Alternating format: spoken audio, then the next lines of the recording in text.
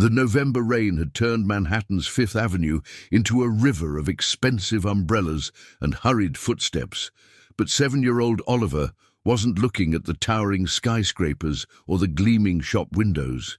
He was staring at the woman sitting against the cold brick wall, clutching a worn teddy bear as if it were the only thing keeping her alive. "Dad, that's Mom." Richard Thornton's hand froze mid-stride. His Italian leather shoes clicked one final time against the wet pavement before his entire world stopped moving. The words hung in the cold air like smoke, impossible and yet undeniable. He turned slowly, his jaw clenched so tight it ached, following his son's pointing finger to the figure huddled 15 feet away. No, it couldn't be. The woman sat with her back against the weathered brick facade of an old building, her blonde hair matted and dirty, shorter than he remembered, falling just past her shoulders in uneven strands. She wore a beige sweater that had once been cream-colored, now stained with the evidence of countless nights outdoors. Her jeans were torn at the knees, not fashionably, but from wear, from crawling, from surviving. 2 paper coffee cups sat in front of her on the sidewalk, collecting rain and perhaps a few coins from the rare passerby who actually looked down. Richard's breath caught in his chest. Sarah. It was Sarah. "Oliver, that's not—" he started, but his voice cracked. Because it was. God help him, it was. 3 years. 3 years since she'd walked out of their penthouse apartment on the Upper East Side, leaving nothing but a note that said, "I can't do this anymore. I'm sorry." 3 years since he'd filed the missing person report that went nowhere. 3 years since he'd hired private investigators who found absolutely nothing. 3 years since he'd told his son that Mommy had gone away and wasn't coming back. And here she was, sitting on a dirty sidewalk in the rain, holding a teddy bear that looked eerily similar to the one Oliver had when he was a baby. "Oliver, get in the car," Richard said quietly, his voice barely audible over the traffic and rain. His driver, Marcus, had pulled the black Mercedes to the curb 20 feet ahead, waiting as he always did. "But Dad, it's Mom," Oliver insisted, his small hand pulling against his father's grip. The boy's voice was rising, cracking with emotion that Richard wasn't prepared to handle. Not here, not now, not like this. "Oliver, it is her. I remember her eyes. I remember her hair. Dad, please." Sarah hadn't looked up. Not once. She sat with her head bowed, staring at the wet pavement, oblivious to the drama unfolding 15 feet away. Or perhaps she'd become so good at making herself invisible that she no longer registered the world around her. People passed her constantly. Businessmen in $1,000 suits, women in designer coats, tourists with cameras. And not one of them looked down. Not one of them saw her. Except Oliver. Richard felt his chest tighten. How had this happened?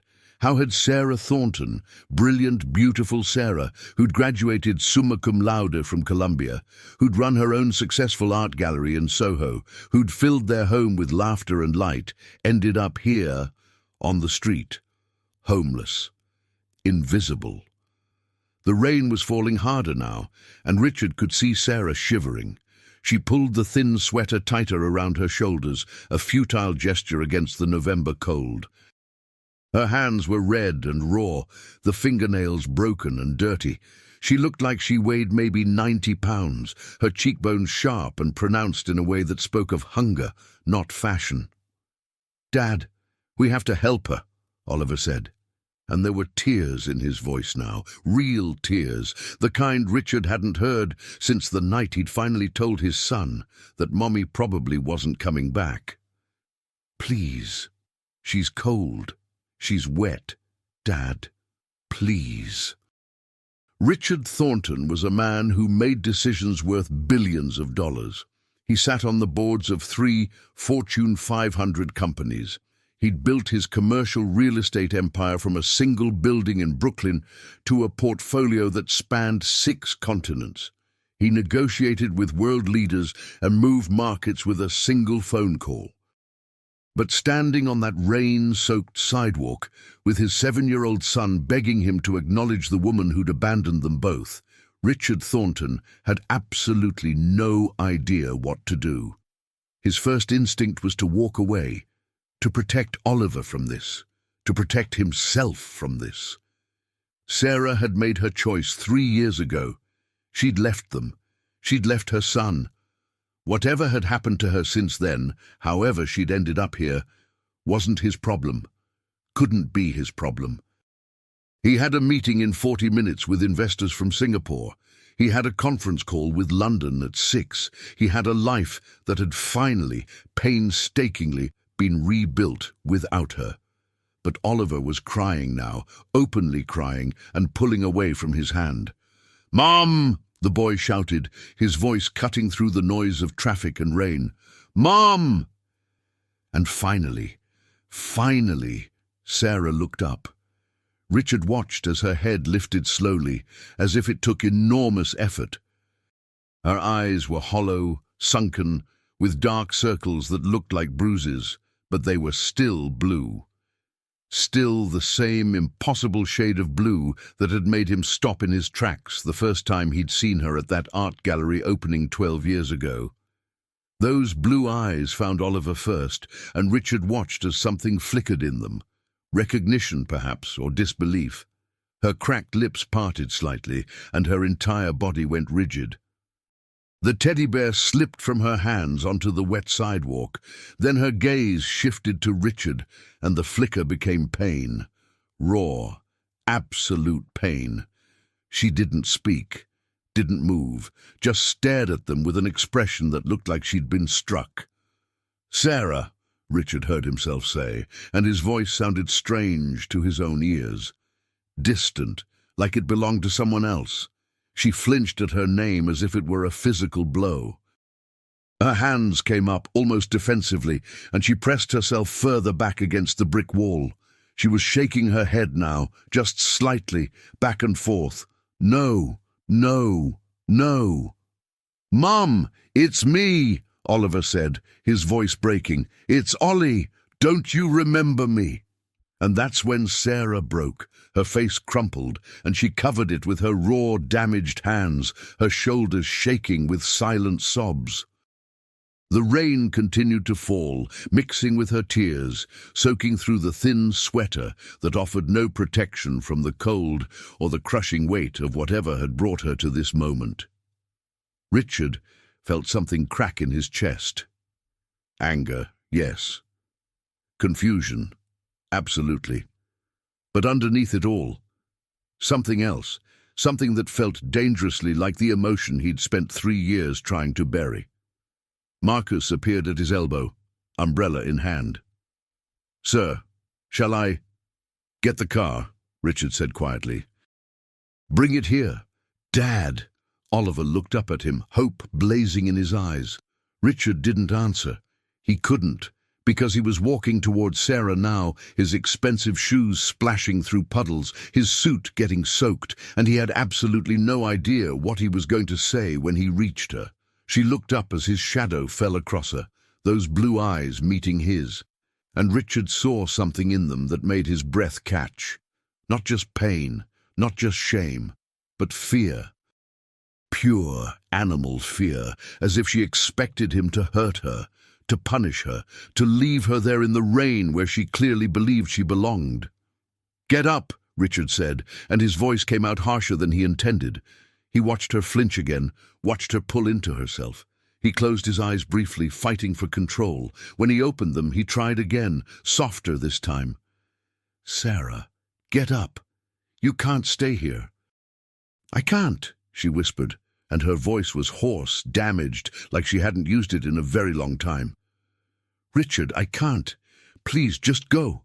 Pretend you didn't see me. Please. Mom, please." Oliver's voice came from behind him, small and breaking. Sarah's eyes went to her son, and fresh tears spilled down her cheeks. "Ollie," she breathed. "Oh God, Ollie. You're so big. You're so—" Her voice broke completely. "The car's here, sir," Marcus called. Richard made a decision.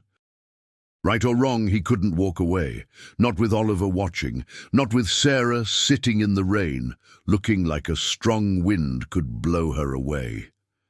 He reached down, grabbed her arm, gently but firmly, and pulled her to her feet. She was lighter than he expected, almost weightless. She stumbled and he caught her, his arm going around her waist to steady her. She felt like bones and angles and nothing else. Up close, he could smell her, unwashed, yes, but underneath that, something familiar, something that made his memory betray him with images of lazy Sunday mornings and shared coffee and her laugh. "In the car," he said.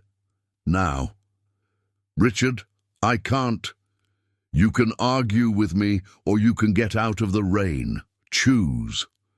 She looked at him for a long moment, and Richard saw the war playing out behind her eyes. Pride versus survival, shame versus cold. Finally she nodded, just barely, and let him guide her toward the waiting Mercedes. Oliver was already there, holding the door open, rain streaming down his young face, mixing with his tears. As Sarah reached the car, she paused, looking down at her son. "I'm sorry," she whispered. "Ollie, I'm so sorry." Then she collapsed into the back seat, and Richard saw that she'd passed out. "Hospital," he told Marcus sharply, climbing in beside her. "Mount Sinai. Now." As the car pulled away from the curb, Richard looked down at the unconscious woman beside him, the woman who'd once been his wife, the mother of his child, the love of his life, and wondered what the hell he'd just done, and whether he'd ever be able to undo it. The fluorescent lights of Mount Sinai's emergency room cast harsh shadows across Richard's face as he paced the sterile corridor, his wet suit leaving a trail of water droplets on the polished floor. Oliver sat in one of the uncomfortable plastic chairs, still wearing his damp jacket, clutching the teddy bear that Marcus had retrieved from the sidewalk. The boy hadn't spoken since they'd arrived, his eyes fixed on the closed door where doctors were examining his mother. Richard checked his watch for the 5th time in 10 minutes, 7:43 p.m. He'd missed the Singapore meeting. His phone had 17 missed calls. His assistant Jennifer had sent 6 increasingly urgent texts. None of it mattered. Nothing mattered except the question burning in his mind. What happened to you, Sarah? "Mr. Thornton?" A doctor emerged from the examination room, a woman in her 50s with kind eyes and a tired expression. Dr. Rachel Morrison, according to her badge. "I'm the attending physician. Can we talk privately?" Richard glanced at Oliver. "Whatever you need to say, you can say in front of my son." Dr. Morrison hesitated, then nodded. "Your wife is severely malnourished and dehydrated. She's suffering from hypothermia, though not critical. We're warming her slowly and administering IV fluids. She has several infections that need treatment, skin infections, respiratory issues. Her blood work shows vitamin deficiencies across the board." She paused, choosing her words carefully. "Mr. Thornton, how long has your wife been homeless?" "She's not my wife," Richard said automatically, then caught himself. "I mean, we're separated." "I haven't seen her in 3 years." The doctor's eyebrows rose slightly. 3 years. "She left, disappeared. I filed a missing person report, hired investigators. They found nothing." Richard's jaw tightened. "Can I see her?" "She's sleeping now. The exhaustion is profound. Her body essentially shut down the moment she felt safe enough to rest." Dr. Morrison folded her arms. "Mr. Thornton, I need to ask you something, and please understand I'm asking as her doctor, not making any judgments." Richard felt his stomach tighten. "What? Did your wife have any history of mental illness, depression, anxiety disorders?" The question hit him like a physical blow. He opened his mouth, closed it, then forced himself to think back. Sarah. Beautiful, vibrant Sarah who could light up any room. Sarah who sometimes got quiet, withdrawn. Sarah who had days when she couldn't get out of bed, when she'd stare at Oliver like she didn't recognize him, when she'd cry for no reason she could explain. She had postpartum depression, Richard said slowly, the memories flooding back. After Oliver was born, it was severe. She was in therapy, on medication, but she got better. She was fine. Was she still on medication when she disappeared? Richard's silence was answer enough. Dr. Morrison sighed. Mr. Thornton, postpartum depression doesn't always get better and stay better. For some women, it evolves into chronic depression, anxiety disorders, even postpartum psychosis in extreme cases. If she stopped her medication, she said she didn't need it anymore, Richard interrupted, the words tasting like ash in his mouth. She said she felt great. She wanted to get pregnant again, said the medication would interfere. I believed her. God help me, I believed her. Dad. Oliver's small voice cut through the conversation. Is Mum sick? Richard knelt beside his son, his expensive suit forgotten, his billion-dollar empire forgotten. Yeah, buddy. Mum's been sick for a long time. Can the doctors make her better? We're going to try, Dr. Morrison said gently, addressing Oliver directly. Your mom needs rest, medicine, and time. But yes, we can help her get better. Can I see her? Oliver asked, his voice so small, so hopeful, that Richard felt something break inside him. Dr. Morrison looked at Richard, who nodded. 5 minutes. She's sleeping, but I think she'd want to know you're here. The room was dim, lit only by the glow of monitors tracking Sarah's vital signs. She looked impossibly small in the hospital bed, hooked up to IV lines and covered in heated blankets. Her face had been cleaned, revealing the sharp angles of her cheekbones, the hollow circles under her eyes. But even like this, even worn down to almost nothing, Richard could see traces of the woman he'd loved. Oliver approached the bed slowly, clutching the teddy bear. Mum, he whispered. Sarah's eyes fluttered open, unfocused at first, then sharpening as they found her son. Ollie, she breathed, her voice raw. You're really here. I thought I dreamed it. I'm here, Mom. I found you. Tears spilled down Sarah's cheeks, and she reached out a trembling hand.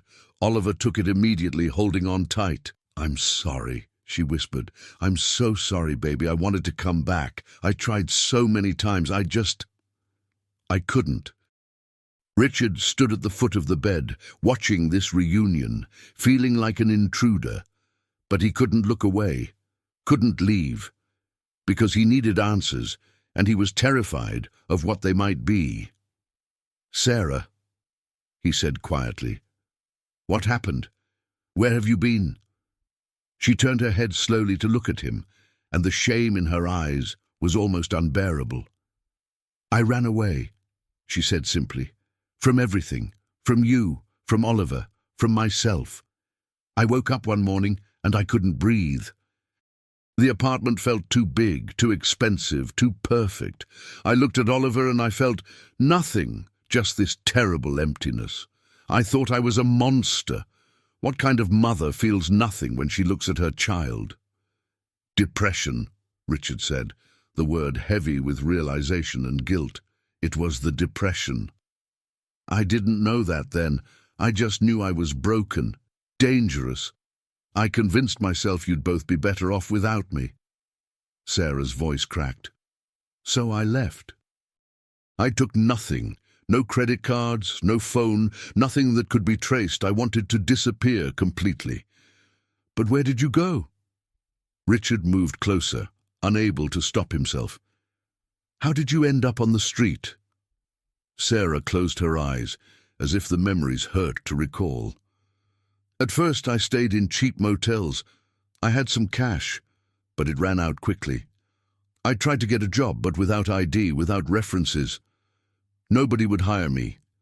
I slept in shelters when I could, but they're dangerous.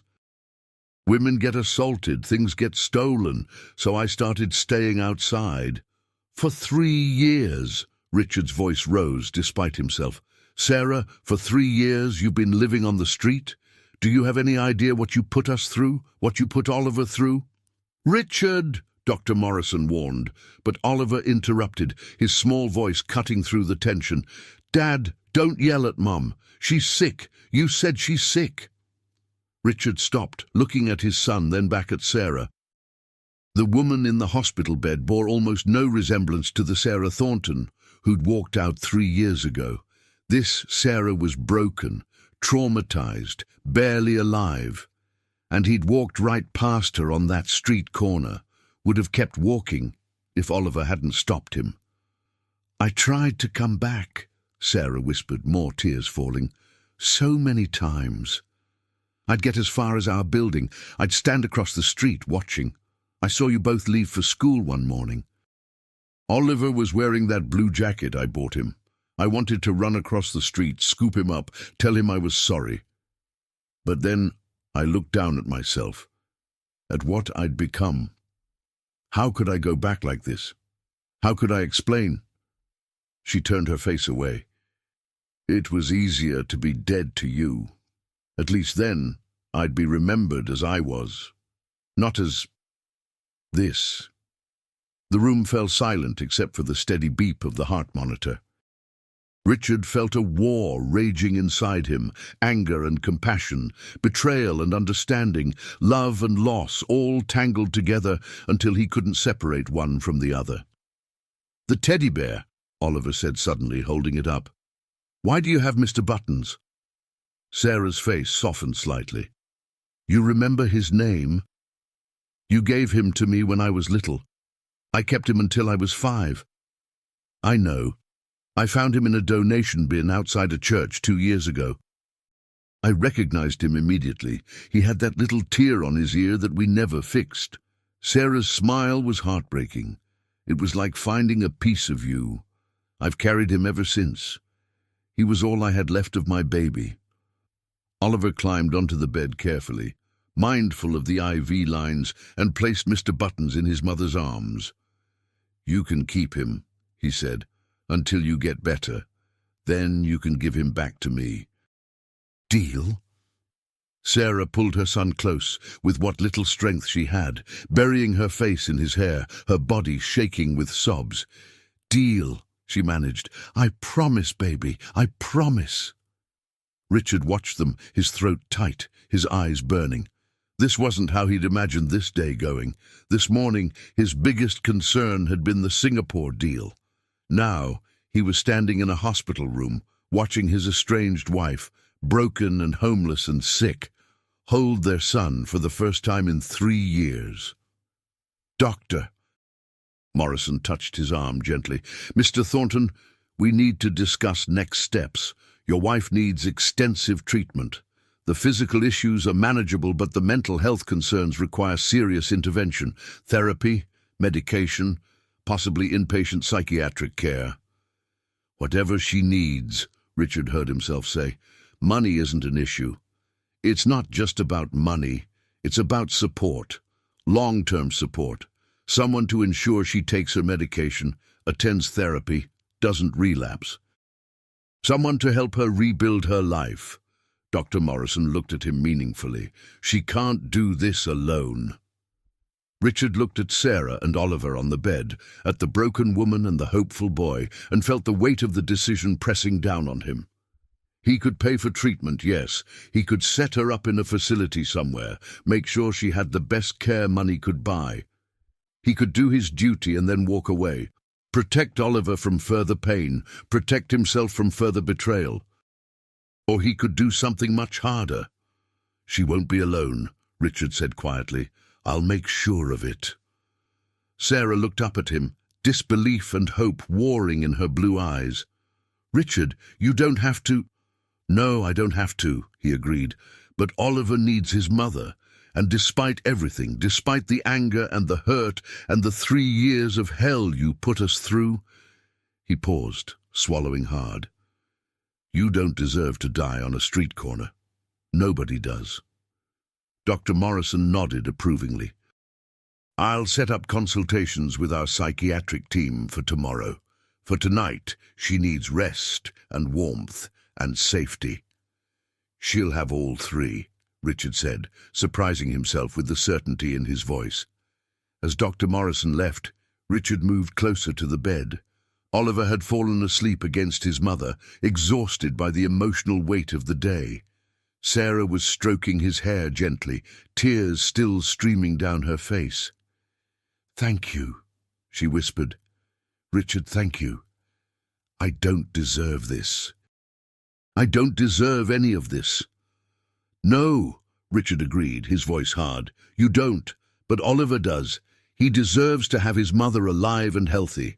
So you're going to get better, Sarah, not for me, for him." Sarah nodded, holding their sleeping son tighter. "I'll try. I swear I'll try." Richard looked at them for a long moment, his son and the woman who'd broken both their hearts, and wondered if forgiveness was even possible, if healing was even possible. If they could ever be anything more than three broken people trying to survive in the same orbit. But as he watched Oliver sleep peacefully against his mother for the first time in 3 years, Richard realized something. Maybe he didn't need to answer those questions tonight. Maybe tonight it was enough that they were all still alive, that they'd found each other again. The rest could wait for tomorrow. 6 weeks had passed since that rainy November evening on Fifth Avenue, and Richard Thornton's penthouse apartment had become something he never imagined it would be again. A home filled with cautious hope and careful healing. Sarah sat in the corner of the living room, wrapped in a soft cashmere blanket, her hands cupped around a mug of chamomile tea. The morning sun streamed through the floor-to-ceiling windows, illuminating Manhattan's skyline in shades of gold and amber. She'd gained 12 pounds since leaving the hospital, and her face had begun to fill out, softening the sharp angles that had made her look like a stranger.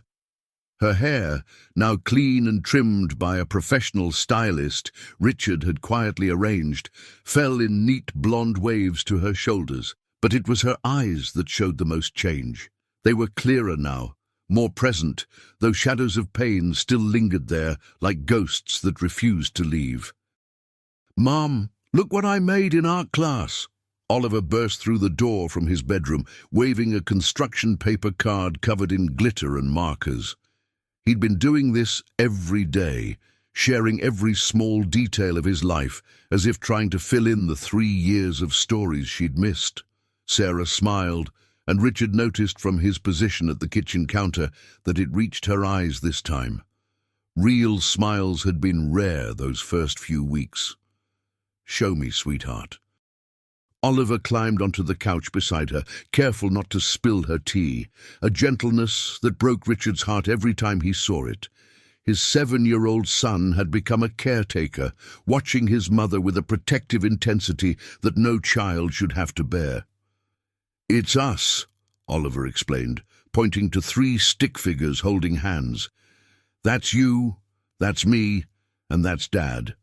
We're at Central Park. See? I drew the lake and the ducks." Sarah's hand trembled slightly as she took the card. "It's beautiful, Ollie. Can I keep it?" "Of course. I made it for you." He leaned against her shoulder, content in a way Richard hadn't seen since he was 4 years old. Richard turned back to his laptop, giving them privacy while still monitoring from a distance. It had become his default position these past 6 weeks. Close enough to help if needed, far enough to maintain the boundaries that kept this situation from becoming more complicated than it already was. Sarah was living in the guest suite, a small apartment within the apartment on the opposite side of the penthouse from the master bedroom. She had her own bathroom, sitting area and entrance, space to heal without feeling trapped, without feeling like she owed him anything beyond getting better. They'd established routines. Dr. Patricia Huang, Sarah's psychiatrist, came to the apartment 3 times a week. A nutritionist visited twice weekly, helping Sarah relearn how to eat properly after years of malnutrition. A physical therapist worked with her on rebuilding strength in muscles that had atrophied from life on the streets. And every morning, Richard watched from his home office as Sarah took her medications, antidepressants, anti-anxiety medication, vitamins, making sure she didn't skip doses like she had before. He told himself he was doing this for Oliver, only for Oliver. The lie was getting harder to maintain. "Richard!" Sarah's voice pulled him from his thoughts. She was standing in the kitchen doorway, Oliver having run off to play. "Can we talk?" His shoulders tensed automatically. "Of course. Coffee? Please." She slid onto one of the bar stools at the kitchen island, her movements still tentative, as if she expected to be told she didn't belong there. "I wanted to thank you again. For everything. The doctors, the clothes, letting me stay here. Sarah, we've been through this. You don't need to keep thanking me." "Yes, I do," she insisted, her voice gaining strength, "because you had every right to leave me on that street corner, every right to put me in a facility somewhere and never look back. Instead, you brought me into your home. You're taking care of me. After what I did to you, to Oliver." Her voice cracked. Richard set down his coffee mug carefully. "You were sick. Doctor." Wang explained it. The depression, the psychotic episode triggered by stopping your medication. "Having a diagnosis doesn't erase what I did," Sarah interrupted. "I abandoned my family. I let you both believe I was dead or worse. I chose to stay away even when I could have gotten help. That's on me, Richard, not the depression. Me." The honesty in her words caught him off guard. For 6 weeks she'd been apologizing constantly, drowning in guilt. But this was different. This was accountability. "You're right," Richard said quietly. "Having a mental illness doesn't erase the choices you made, but it does explain them. And I'm trying, we're both trying, to move forward from there." Sarah nodded, wiping at her eyes. "Dr. Huang thinks I'm ready for the next phase." "Next phase?" "Rebuilding. She wants me to start going outside, reintegrating into society. Small steps, a walk in the park with Oliver, maybe coffee at a cafe. She thinks staying hidden in this apartment isn't healthy long-term." Sarah paused. "But I'm terrified, Richard. What if someone recognizes me? What if they ask questions? How do I explain where I've been?" Richard studied her carefully. The Sarah who'd left 3 years ago would have deflected, made excuses, avoided difficult truths. This Sarah was asking for help. "We tell them the truth," he said simply. "You had a mental health crisis and you're in recovery. Anyone who judges you for that isn't worth your time. And if someone from your business world asks if it reflects badly on you, then it reflects badly on me." Richard met her eyes. "I'm not ashamed of mental illness, Sarah. I'm ashamed I didn't see how sick you were, that I let you walk out that door without fighting harder to get you help." Fresh tears spilled down Sarah's cheeks. "You couldn't have known. I hid it so well. I smiled and pretended and told you everything was fine, when inside I was screaming. I was your husband, I should have known." They sat in silence for a moment, the weight of 3 years of pain and regret hanging between them like fog. "Dad! Mom! Come quick!" Oliver's voice rang out from his bedroom. They both moved immediately, years of parental instinct overriding everything else.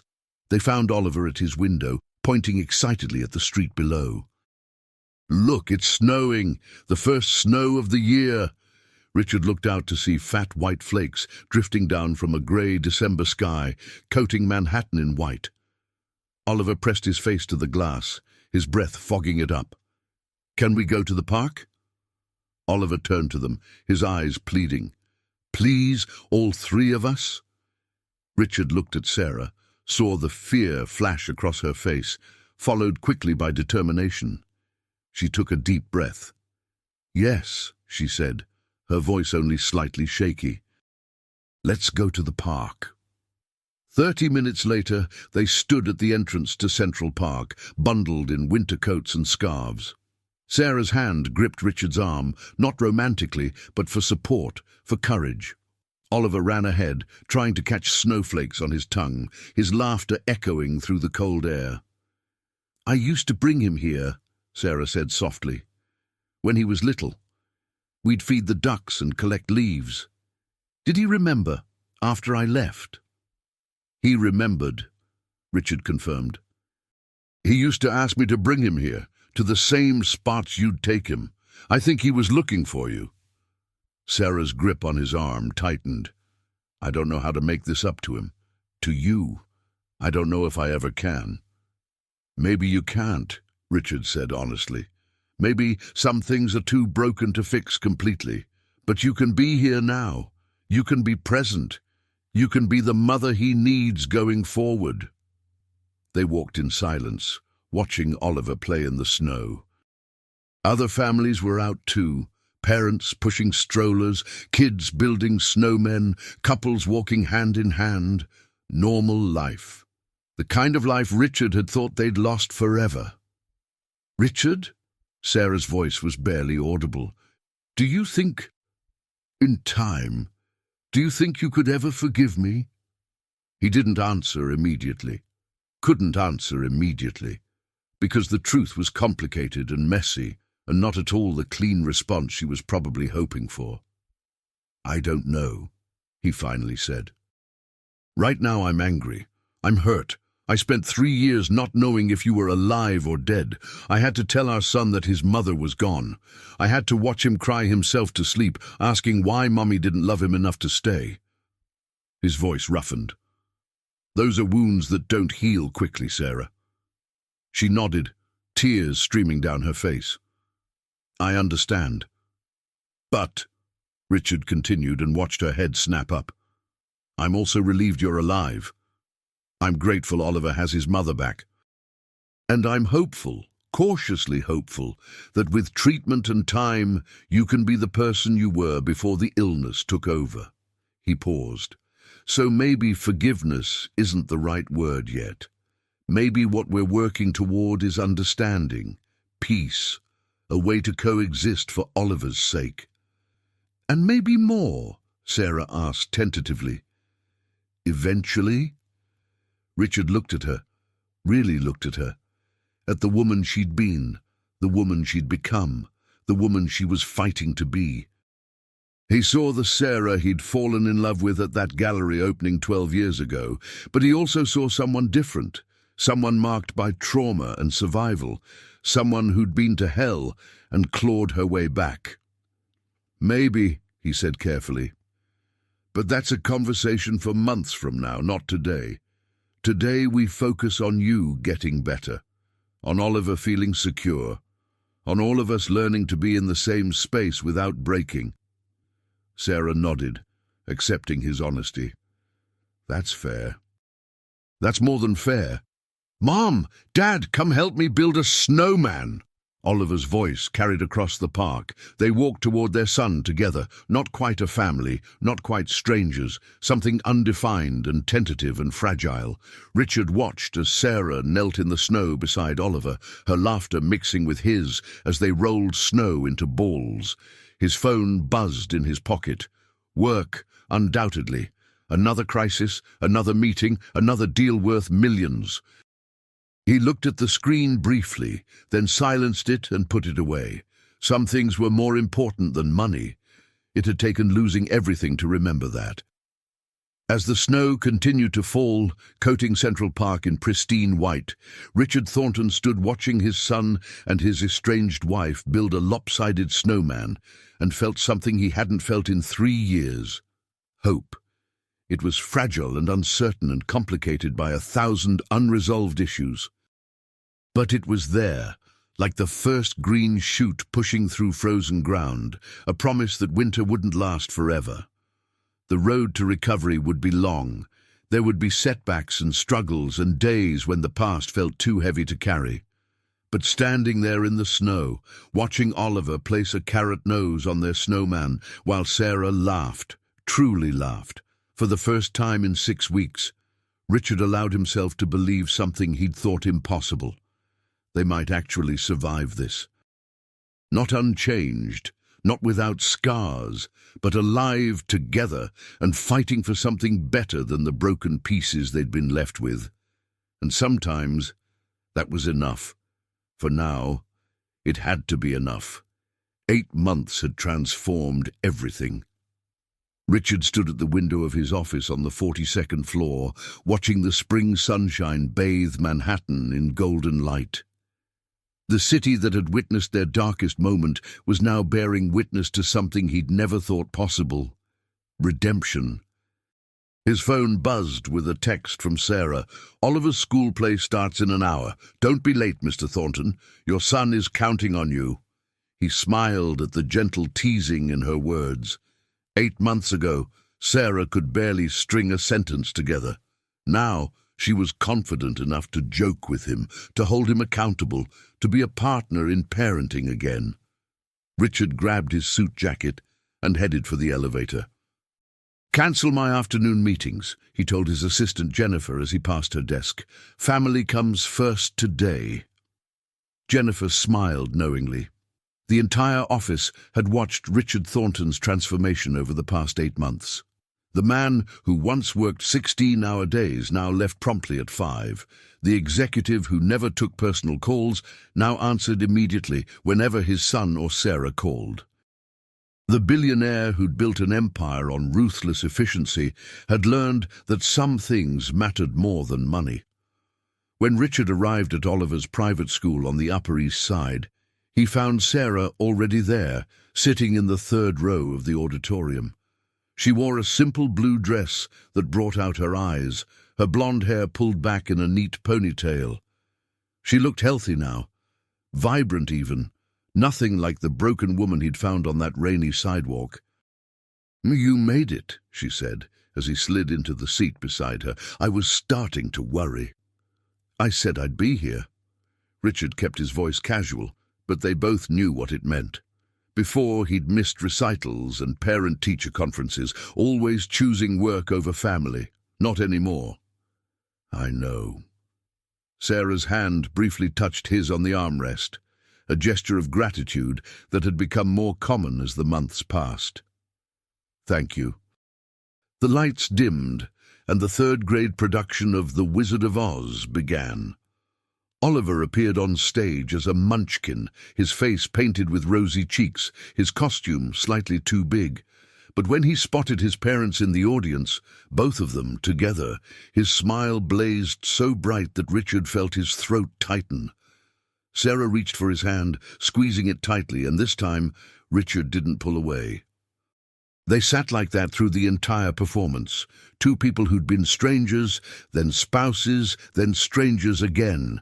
Now something new and undefined, but undeniably connected. When the play ended, Oliver ran to them, his munchkin costume billowing behind him. "Did you see me? Did I do okay?" "You were perfect," Sarah said, kneeling to hug him tightly. "My little star." "Dad?" Oliver looked up at Richard, seeking his approval too. "You were the best munchkin on that stage," Richard said seriously, then broke into a grin. "Though I might be biased." Oliver laughed and grabbed both their hands, pulling them toward the reception area where other parents mingled with cookies and punch. Richard noticed the looks they received, some curious, some approving, some judgmental. Everyone knew their story by now. Sarah Thornton's disappearance and return had been tabloid fodder for weeks after someone leaked it to the press. But Sarah had handled it with a strength that amazed him. She'd done an interview with a mental health advocacy organization, speaking openly about her struggle with postpartum depression and psychosis. She'd become a voice for homeless women with mental illness, volunteering at the shelter she'd once stayed in, raising money for mental health services. The woman who'd been invisible on that street corner was now impossible to ignore. Mr. and Mrs. Thornton, Oliver's teacher, Mrs. Patterson approached with a warm smile. Oliver did wonderfully today. He's been working so hard on his lines. Richard noticed Sarah flinch slightly at Mrs. Thornton, but she recovered quickly. He's very dedicated, Sarah said. We're proud of him. And we're so glad to have you back this year, Mrs. Thornton, Mrs. Patterson continued. Oliver talks about you constantly. It's clear how much having his mother back means to him. After the reception, they walked to Central Park, their place now, the spot where they'd taken those first tentative steps toward healing 8 months ago.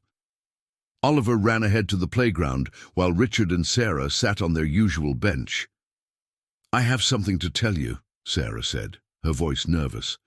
Dr. Huang thinks I'm ready. Richard's stomach clenched. Ready for what? To live independently again. Sarah turned to face him. I've been in your guest suite for 8 months, Richard. You've given me everything, medical care, support, a safe place to heal, but I can't stay there forever. It's not fair to you, and it's not healthy for me. I need to prove to myself that I can make it on my own. The words hit Richard harder than he expected. He'd known this conversation was coming, had told himself he'd be relieved when it did. Instead, he felt something uncomfortably close to panic. Where will you go? He managed. I found an apartment in Brooklyn. Small, affordable, I can cover the rent with the part-time job at the shelter. It's near a subway stop, so I can still be close for Oliver. Sarah's hands twisted in her lap. I'm not leaving him again, Richard. I'm not leaving my life again. I'm just taking the next step. Richard studied her carefully. 8 months ago, the thought of Sarah living alone would have terrified him. Now, looking at her steady gaze and confident posture, he realized something had changed. She was ready. And maybe he needed to be ready too. When? He asked. End of the month. That gives us time to establish a custody schedule, figure out logistics. Sarah paused. Unless you think it's too soon. I'll respect whatever you decide, Richard. You're his primary guardian legally. No, Richard said slowly. I think it's time. For both of you. He meant it, even though the thought of the penthouse without her presence felt wrong somehow. There's something else, Sarah continued, her voice even more tentative. I've been talking to my lawyer about the divorce papers you filed 3 years ago. They were never finalized because I disappeared. We're still legally married. Richard's heart stuttered. I know.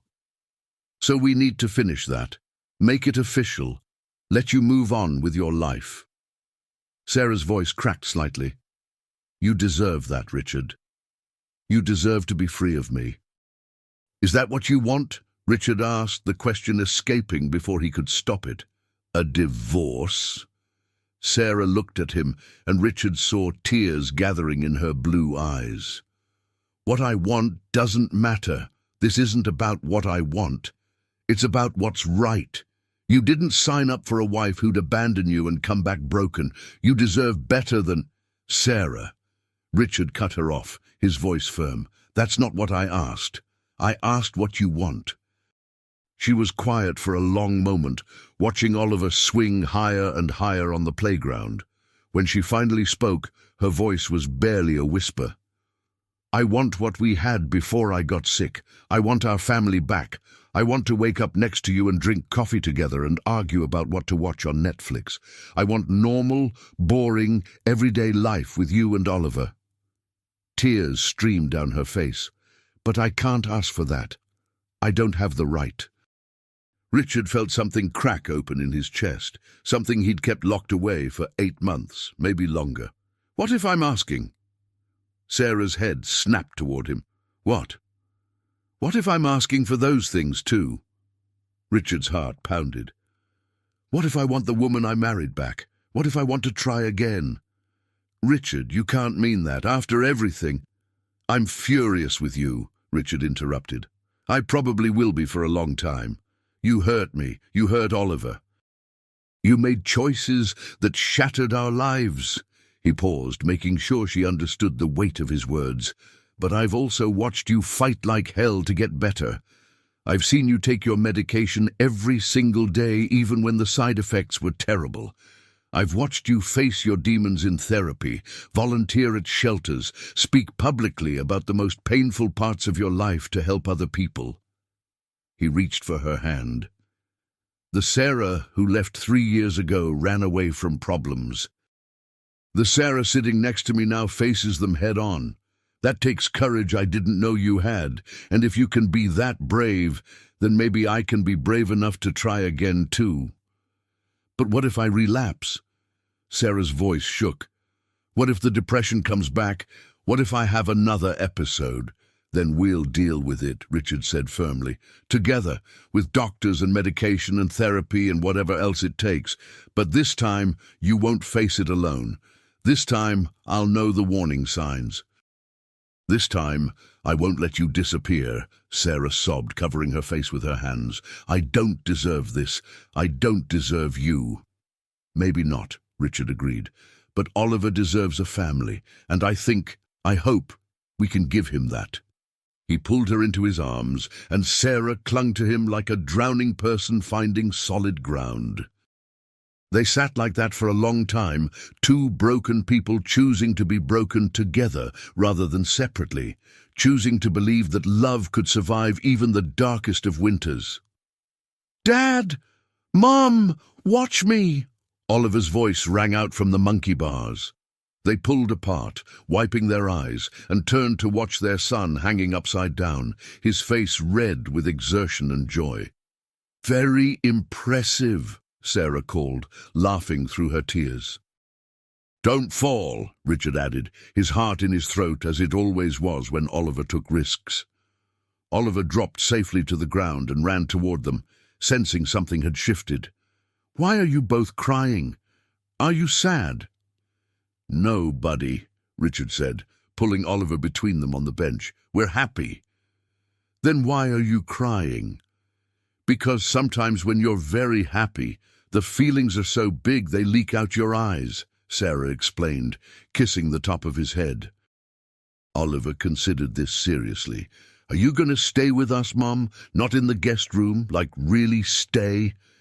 Sarah looked at Richard, hope and fear warring in her expression. Richard nodded. "Yes," Sarah said, her voice strong and sure. "I'm going to really stay." Oliver threw his arms around both of them, squeezing tight. "Good, because I like us being together, all three of us, like a real family." "We are a real family," Richard said, and realized as he said it that it was true. Not a perfect family, not an undamaged family, but a real one nonetheless. 6 months later. Richard walked into the penthouse to find Sarah in the kitchen, Oliver at the table doing homework, and the smell of something burning coming from the oven. "I tried to make lasagna," Sarah said sheepishly, pulling out a smoking pan. "It's a disaster." "Clearly," Richard said, but he was smiling. "Pizza." "Pizza," Sarah agreed gratefully. While they waited for delivery, Richard watched his wife, no longer his estranged wife, help their son with math homework. She'd moved back into the master bedroom 4 months ago, after months of couples therapy and honest, painful conversations about boundaries and trust, and what they both needed to make this work. It wasn't perfect. Sarah still had hard days when the depression pressed down like a physical weight. Richard still struggled with resentment and fear that she'd leave again. They argued about medications and therapy sessions and whether Sarah was pushing herself too hard with her advocacy work. But they were trying, fighting, choosing each other every single day. "Dad, Mom said we can get a dog," Oliver announced, looking up from his math. Richard raised an eyebrow at Sarah. "Did she now?" "A small dog," Sarah clarified, fighting a smile. "For companionship." "Doctor, Wang thinks it would be good for my anxiety." Convenient how your therapist agrees with you, Richard said dryly, isn't it? Sarah grinned, and Richard felt his heart flip the way it had 12 years ago at that gallery opening. The doorbell rang with their pizza, and as they settled around the table, messy and imperfect and real, Richard realized something profound. That rainy night 8 months ago, when Oliver had stopped and said, "Dad, that's Mom," Richard had thought it was the end of something, the final confrontation with the past he'd tried to bury. Instead, it had been a beginning. Not a return to what they'd been before, but a journey towards something new, something harder won and more honest, something built on the understanding that love wasn't about perfection. It was about showing up, even when it was difficult, especially when it was difficult. "What are you thinking about?" Sarah asked, catching his expression. Richard looked at his wife and his son, at the slightly burned lasagna in the trash and the pizza box on the table, at the messy, complicated, beautiful reality of their life together. "I'm thinking," he said honestly, "that I'm exactly where I'm supposed to be." Sarah's hand found his under the table, squeezing gently. "Me too." Outside, Manhattan glittered in the evening light, the city that had witnessed both their destruction and their rebuilding.